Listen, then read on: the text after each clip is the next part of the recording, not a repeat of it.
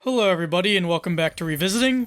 For the past month now I've been replaying a game that is very special to me. In fact, I consider it my favorite game ever made. Today, we're going to be talking about Lisa, the Painful RPG. Released in 2014, Lisa here is an RPG developed by Dingaling Productions, aka Whittly to Diddly, aka Austin Jorgensen. This is a landmark RPG in my opinion, so much so that whenever I play or review RPGs now, I compare them to this game because I think this puts a lot of games in the genre to shame when it comes to things like writing, battle mechanics, choices, consequences, soundtrack, characters, world, and the list goes on and on. I believe I first found out about Lisa from an Inside Gaming Daily episode where they were playing this game in the background. I thought this game looked a lot like Earthbound, which I was in love with at the time, so I wanted to give this game a shot. The first time I played this game was when I was in my first years of community college.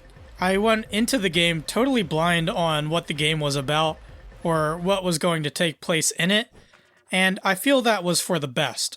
I ended up loving the game after my first playthrough, and have played through it 3 times since, including for this video.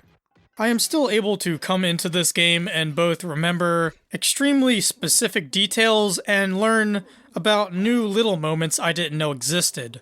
So that is how I'm going to approach this episode for this game.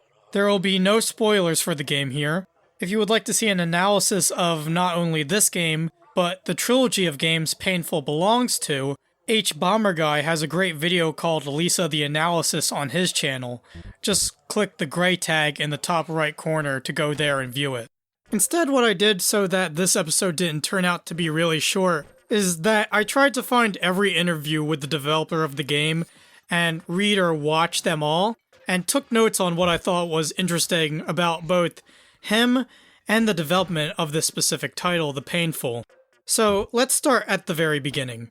Before there was Lisa the Painful, Jorgensen released Lisa in 2012 on RPGmaker.net for free. I actually played that game for the first time this year and put out a review for it. Essentially, the first Lisa is a simple adventure RPG much in line with the underground surrealist RPG maker scene with games such as Yume Nikki and Off.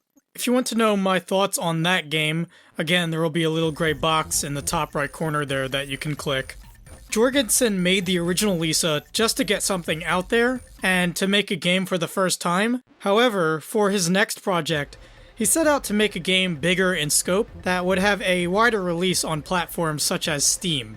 He first started out with something called The Last Matador, which, according to him, was planned to be a side-scrolling beat-em-up, much in the same vein as River City Rampage, with an influence in the popular manga and anime Fist of the North Star.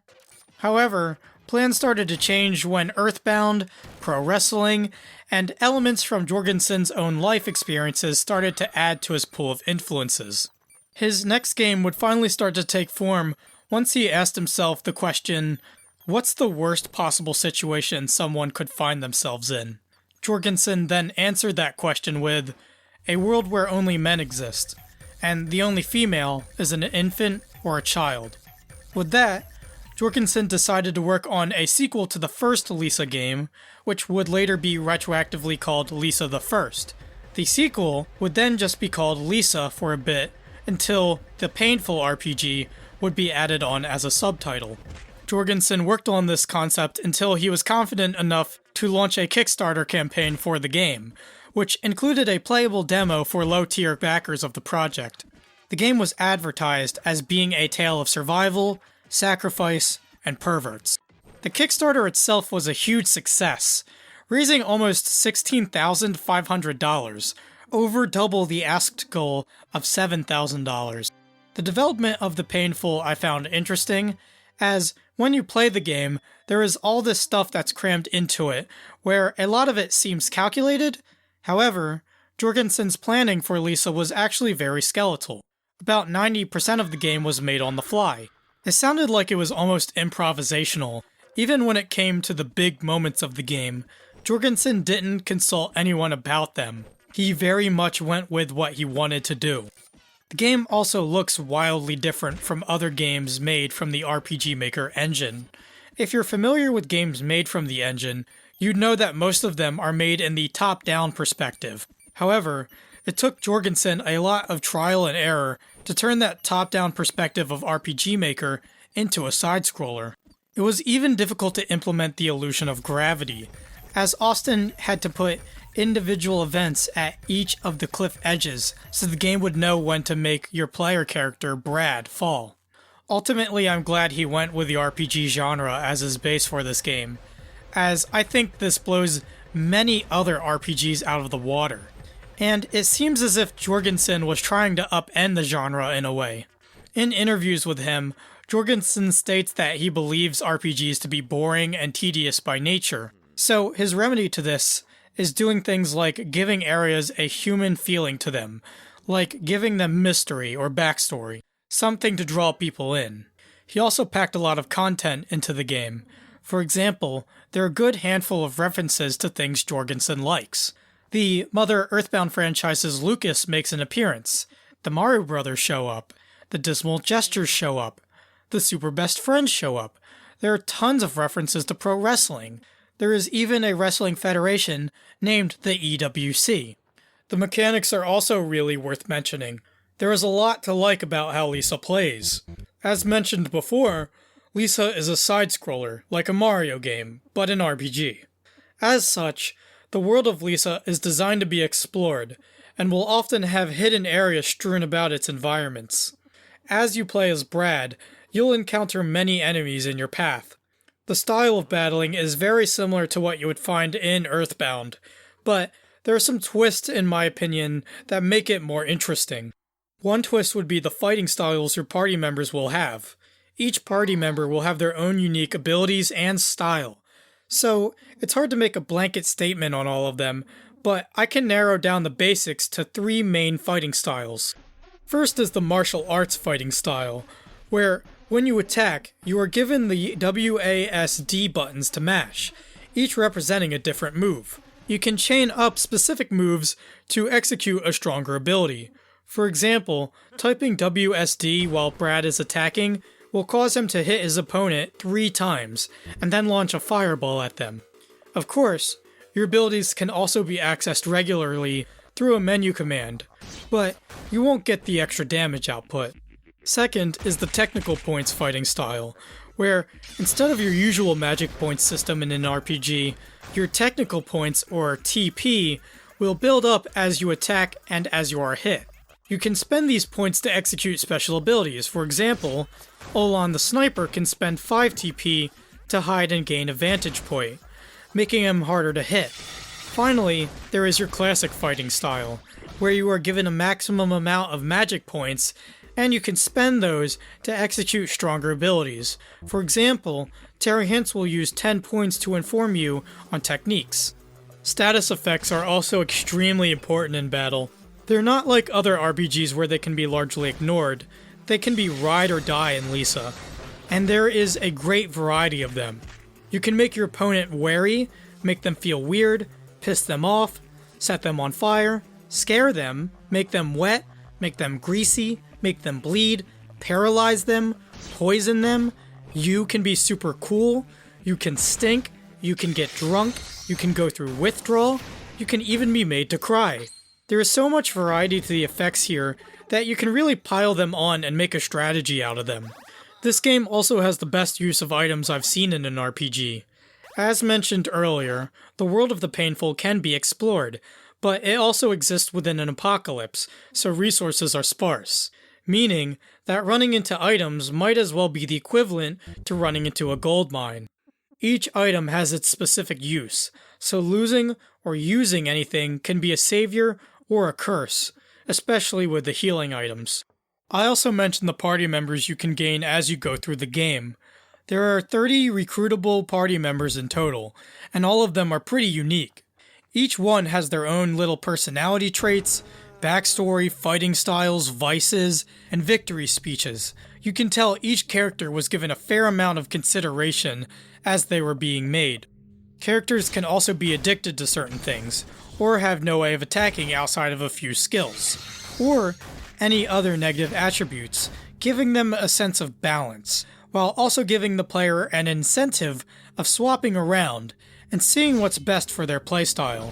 Finding and recruiting these party members can also be diverse within itself. Some characters can join automatically, some you have to pay for, some you have to fight, some you have to find specific items for, and some will have entire side plots about them. This can make the story around them all the more memorable. Of the pile of 30 characters, I have a few here that are my favorite, like Terry Hintz, who is the tutorial character of the game, who will give you plenty of information on how to play. He also acts like he's cool, but once you get into battle, he cannot physically attack people in any meaningful way. This is where his design becomes genius, because while he is useless in outputting any damage, Terry has a few abilities to his disposal right away, allowing the player to learn or experiment with abilities and status effects right away. Terry later becomes sort of a glass cannon if you level him up, so he is far from useless. There is also Nern Guan, who is a storyteller that likes to go on long random diatribes in the middle of his tales. His abilities are tailored towards his storytelling skills, so he can tell stories long enough to make enemies fall asleep or become pissed off.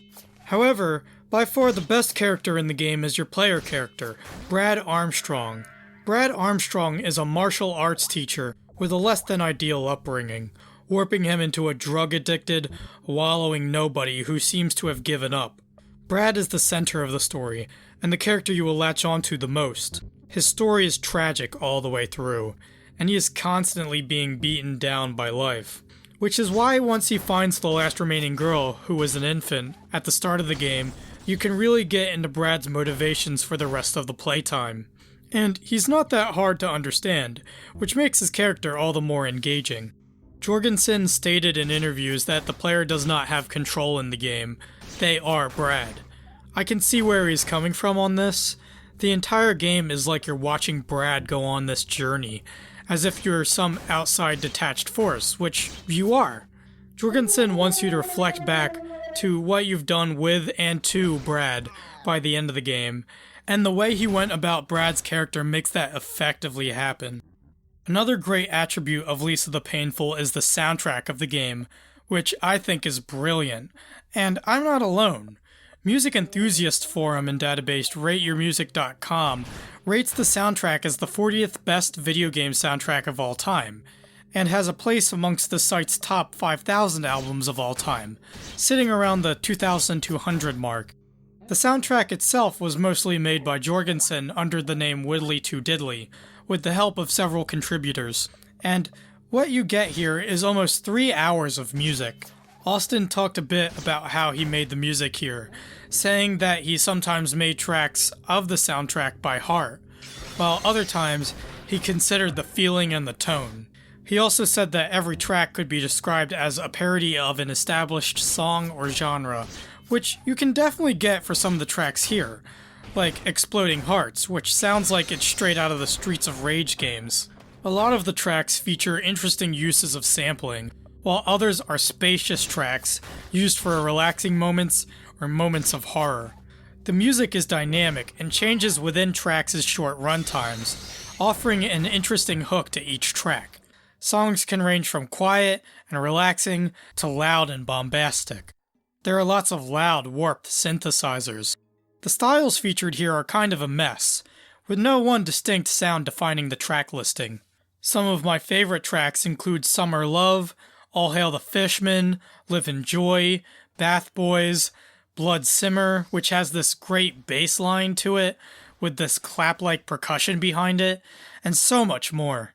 I also mentioned the world of Lisa, Oloth as it's called, which is very well realized.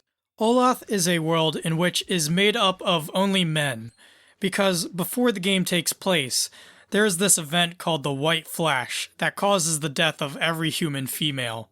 As a result, days become longer, and society collapses, leading humanity on the brink of extinction.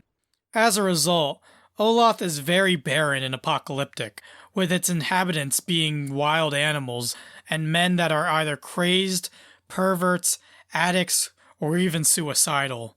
As you can imagine, the atmosphere of the world can seem a little dark and depressing at first, especially with the bleak, samey-looking landscapes that make up the world. However, Olaf's inhabitants do try to cling on to life as much as they can. One way they do this is by having a central currency in the form of pornographic magazines, which is perfect. You can easily understand why a man who hasn't been in the presence of a woman for a long time would value something like a porno mag. Olaf's inhabitants will also be grouped up into factions to keep safe from other weirdos. They will also live in small towns where they just wallow away. While you're playing as Brad, you run into all kinds of characters, from stuck-up wannabes, to cosplayers, to male prostitutes, to crazy, whacked-out gang leaders. There are so many types of men that Lisa conveys here. I think the best part of the game that not only sets the tone of Olaf, but the tone of the entire game is the opening cinematic, which is one of the best I've ever seen. It's emotionally compelling, it's very visual, it's informational, it sets the stakes, it gives context, and it tells you everything you need to know. Now, for those of you out there, some of you may feel as if Lisa is very male-driven, and thus might have this masculine tone that wouldn't be enjoyable for those who rightly hate that kind of crap. But I have to agree with Jorgensen on that Lisa actually spits in the face of men in a lot of ways. Men are often emasculated, put down, dejected, and even criticized. There's this moment in the game where you come upon these male prostitutes who dress feminine, and I believe some of them may even be trans, who are powerhouses in the world of Olaf, because they provide men with the care they've been missing, and as a result, feel more free in the world of Olaf, while still having that depressive tone about them because of all of the misery their clients bring to them. They also kick ass if they need to. And that's one of the parts of Lisa that I find so fascinating. There isn't really another game out there that tackles what it means to be a man, or asks what a man is, or deconstructs men in a way where they wouldn't be anything but these primal husks if you took women out of their lives. It feels as if Jorgensen is kind of making a statement just by presenting the world of Olaf in this honest way. It's really intriguing. Now, from what I've said thus far, Lisa the Painful sounds like this really depressing game, but it's really not. You're going to be experiencing a whole range of emotions while playing this title. There are elements of horror, like going into caves, which is tense because anything can pop out and attack you at any moment. These caves are also dark, and ominous music plays in the background. The opening title card itself is very chilling, and puts you on edge immediately. There is also joy, not only the emotion, but rather also a drug. Jorgensen said it best when he said that joy is like a way of life in Lisa's world. A lot of men depend on it, including Brad. Joy is a little blue pill that is described in the game as a drug that makes you feel nothing, which, again, totally understandable why a man in the world of Olaf would take something like that. Now, joy is more than a plot item. It's an actual item you can get in the game. Several of your party members will be addicted to joy, and will go into withdrawal if they aren't given it. Mechanically, if you take joy, you will become joyed, which will boost your stats immensely. Meanwhile, going into joy withdrawal will immensely lower your stats. What makes matters worse is that if you are using joy in the game, there isn't much of it. You can only get it at specific points. In addition to joy the drug, there is also these joy mutants that you can find around Olaf. These beings are really grotesque, with features such as stretched skin and loss of any human form. For the most part, these mutants are docile, mostly focusing on something else. However, you can choose to fight them if you wish. These mutant enemies are some of the toughest enemies in the game, with the ability to permanently kill your party members and deal huge amounts of damage. They are also very animal-like in nature, screaming like wild beasts. They're another element that adds to the horror factor of the game, while also being interesting creatures narratively, as every joy mutant is the result of someone taking joy for a prolonged amount of time. These mutants are always found clinging onto something that they cared about in their previous lives, and will get mad if you take that from them. They're a lot like the zombies in Dawn of the Dead, and just as fascinating. Now, in addition to horror, joy, and depression, Lisa always manages to keep a sharp sense of dark humor that allows the player to breathe in its darker moments. For Jorgensen, a lot of comedy is from people's pain and suffering, which is ever present in Lisa. A lot of humor is at the behest of someone else, whether it be Brad, his allies, or his enemies. There are moments like fighting off a cute dog that's terrorizing someone in a tree, a lawyer who can't speak the language of the jury, things exploding after you beat them, or an ironic loss that could have been prevented. There are even times when Jorgensen's humor is like as if it's pranking the player, so nobody is safe. And some scenes in the game are only built to tell a joke, showing how important relaying humor to the player was to Austin. I like these specifically. They're like little vignettes. Of course, the humor wouldn't work as well if the game wasn't also as harsh as it is. These two elements contrast each other nicely, and really makes each other stick out. Right from the beginning of the game, you're given a choice between normal mode and pain mode, which makes enemies stronger, and allows you to use save points only once, which will then explode upon use. I usually play on normal mode, but even then, there are some pretty harsh mechanics to be found within Lisa. I already mentioned how party members can be killed permanently, which can really suck. There are enough party members you can recruit where you'll never lose all of your allies, but you have to be careful who you fight. You never know when they might have a fatal attack up their sleeve. There is also resting in the game, which is used kind of like an inn in a regular RPG. However, if you use a spot in Lisa that is unprotected, like an open fire pit, you can be open to things like kidnappers, poisonous spiders, or freaks. It's real tense to sleep at these places, and I like that. It adds to the atmosphere and believability of the game's world. Lisa is also really tough. It's not for beginners. There are a few places you can grind, but for the most part, any experience you get will be through encounters with Olot's violent residents, a lot of which are one of a kind. Lisa rarely repeats enemies, making battles even more memorable. Jorgensen wanted to add an autosave feature so people would be forced to live with their consequences, but he didn't follow through with it, as that kind of technology within RPG Maker doesn't readily exist. Plus, Jorgensen was afraid that the game would have been looked down upon more if the game was any more harsh than it is. If you were having a tough time in the game, you can reload saves, so you can go back to a time where everything was better than before. I've done that in the past, but for this playthrough, I made sure to stick with my consequences this time around. I can say that the game is still fun regardless of how you play with its saves.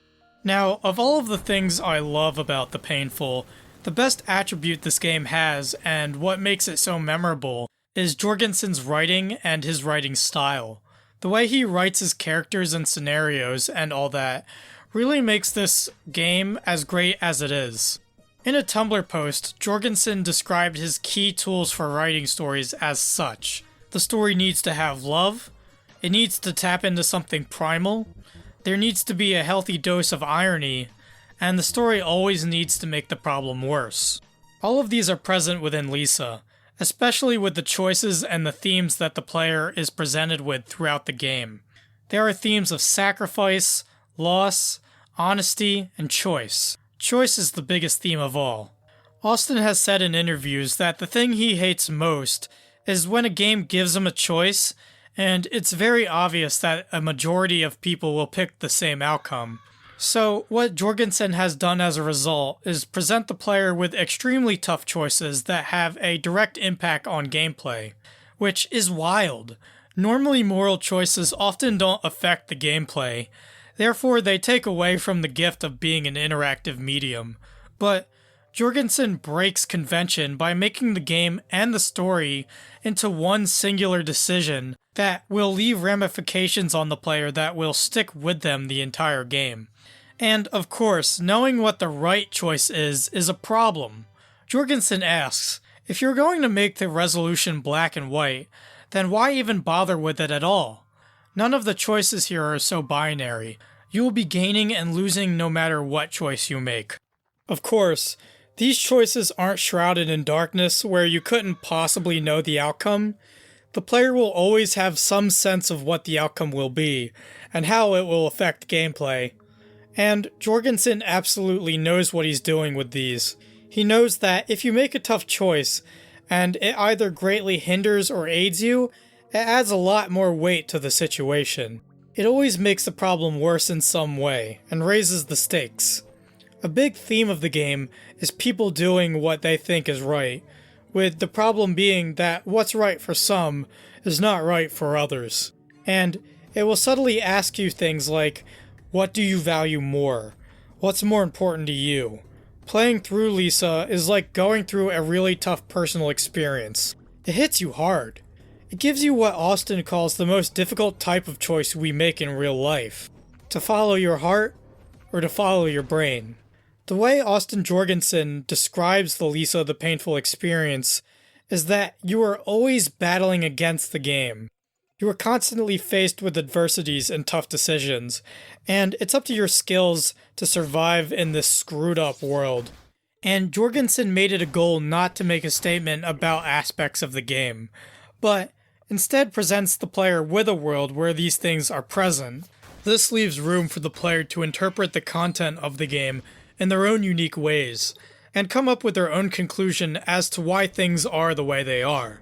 With Lisa, you can have an emotional connection or investment where the harsher aspects of the game hit even harder, affecting you personally. Jorgensen isn't too keen on games that hinge on being based on older games, such as Shovel Knight with Mega Man.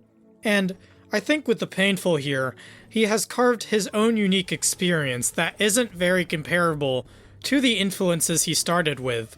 Instead, I think it rises above them to create a game that is very special, and has an innate ability to get the player to empathize and emotionally react to the events within the game. I won't lie, this game affected me emotionally. I remember going to college just emotionally or deep in thought about what was happening in this game. It's kind of the same feeling I get after watching something like Spirited Away, where my mind just can't think of anything else but what I had just experienced. That's a rare feeling for video games, I think. I can count on one hand the amount of games that make me feel the way Lisa the Painful does. Every time I play this game, I laugh, I get angry, I get scared, and I cry. This game makes me cry. Only Mother 3 has been able to do that. Jorgensen has said that the thing that motivates him the most to make games is that he believes we can do better with games as a medium. He has a vision of what games can be and what they can do, and Lisa the Painful is an unflinching example of his motivation, and really does put other choice-based games to shame. And that's why I really think Lisa the Painful is a perfect game, and deserves a 10. I love this game, and I hope that with this revisiting, I have convinced you to pick it up, and experience it for yourself. Lisa the Painful is an essential RPG experience that you should not miss. And that concludes this revisiting. I really do hope you pick this up. I love this game. And I hope I see you guys in the next revisiting.